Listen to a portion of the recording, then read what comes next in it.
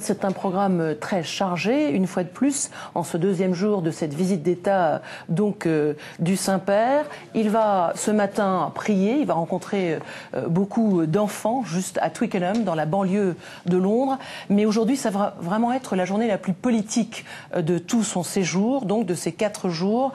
Il va rencontrer au palais de Lambeth l'archevêque de Canterbury, Rowan Williams, avec qui il s'entretiendra. Donc on ne saura pas sans doute tout de suite ce qui s'est dit entre les deux hommes. Alors l'un, le pape, qui a ici 6 millions de fidèles et à peu près 1 milliard dans le monde entier. Par contre, l'archevêque de Canterbury, le chef de la communion anglicane, est lui à peu près 80 millions de fidèles, paraît-il, dans le monde.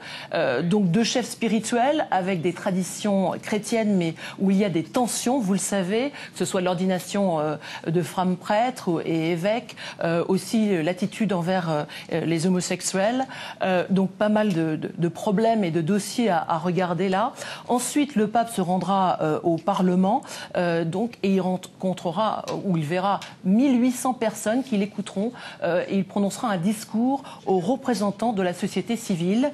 Parmi eux, des anciens premiers ministres. Vous reconnaîtrez Tony Blair, Margaret Thatcher, John Major et Gordon Brown.